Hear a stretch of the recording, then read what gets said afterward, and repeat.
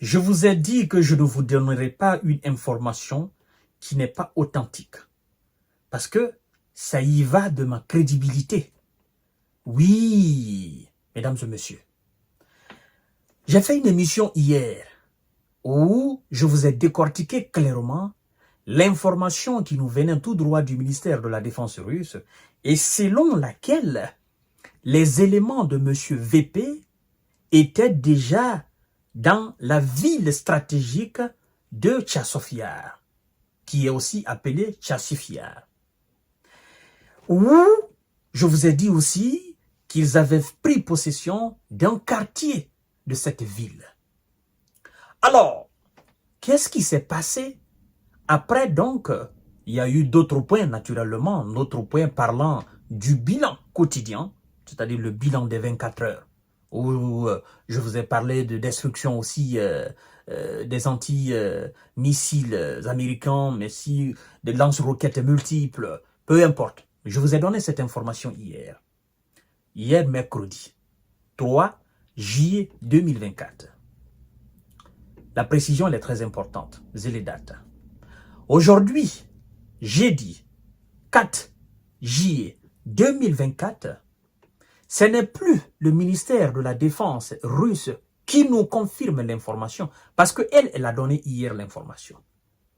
Mais c'est plutôt le haut commandement de l'armée de M. Zelensky et ses alliés qui nous donne l'information, qui confirme l'information que nous avons donnée hier, mais en utilisant cette fois une autre terminologie. Un autre terme, je veux dire, parlant naturellement de cette situation à Tchassofyar. Quel est le terme qu'ils ont utilisé pour masquer leur défaite dans ce quartier de Tchassofyar? C'est de ça que nous allons parler, mesdames et messieurs, dans cette émission. Parce que cette fois-ci, ce sont eux qui confirment.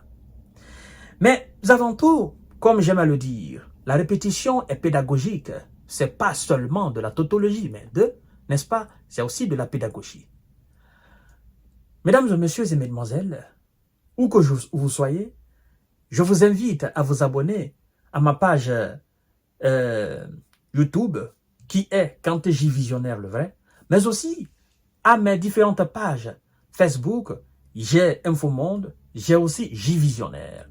Mais puisqu'ici, nous sommes sur YouTube, je vous invite, après avoir vous abonner, à activer la cloche de notification pour ne pas rater mes émissions. Parce que c'est la cloche de notification qui vous permet d'avoir instantanément mes vidéos. Dès que je les poste, vous les avez à la minute près. Et vous cliquez là-dessus, vous écoutez les informations concernant l'Ukraine, concernant la Russie, concernant le Mali, concernant le Burkina, concernant le Niger, la Côte d'Ivoire, la Guinée, l'information de la géostratégie, la géopolitique internationale.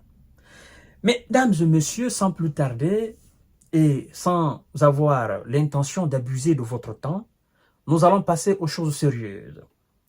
Les forces armées de M. Zelensky commencent à se retirer d'une ville clé du Donbass vers des positions plus protégées. Vous avez vu? Les autres ont dit hier, nous avons pris possession de ce quartier, de cette ville. Ça veut dire, l'ennemi, comme ils appellent les forces armées russes, on ne peut pas céder une position à l'ennemi facilement. Soit il nous pourchasse, soit il est plus fort que nous, ou soit tout simplement, nous ne pesons pas devant lui. Il nous domine là, il nous élimine, ou nous fuyons. Dans tous les cas, on ne peut pas céder comme ça une ville, une partie d'une ville qui est considérée comme stratégique. Chères dames, chers messieurs, chères demoiselles, mais lorsqu'ils emploient le terme retiré, où ils vont, est-ce qu'ils pensent que là-bas aussi c'est sécurisé? Mais non, parce que ce sont eux-mêmes qui nous disent que là où ils vont, ils ne sont pas aussi sûrs que là-bas soit sécurisé des opérations aériennes des forces armées de M. VP.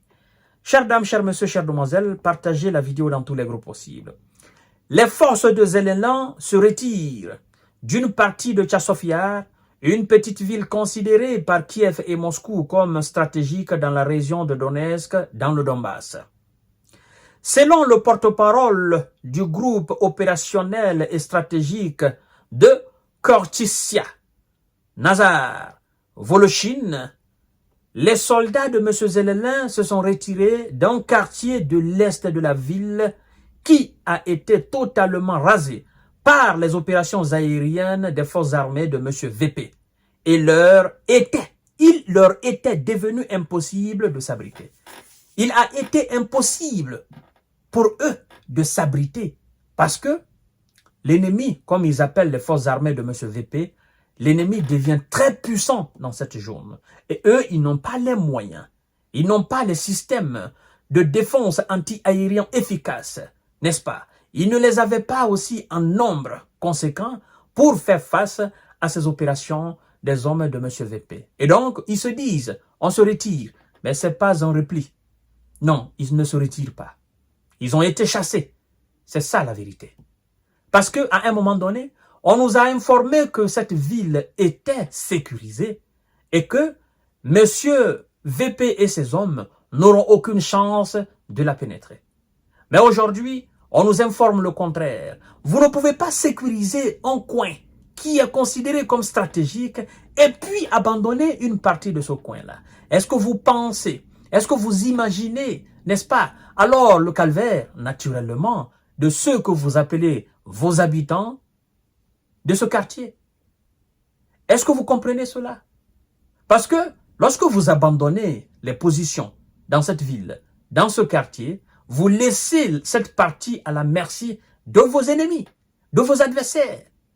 Et est-ce que vous avez pris le temps d'évacuer le monde qui était dans ce quartier? Ce monde vous appartient. Vous voyez? À quoi sert bon de fuir si là où vous allez, vous n'êtes pas en sécurité? C'est pourquoi nous parlons de paix, nous parlons de diplomatie, nous parlons de compréhension, nous parlons de négociation, nous parlons de s'asseoir autour de la table parce que nous savons qu'en face, le poids dans la balance ne pèse pas.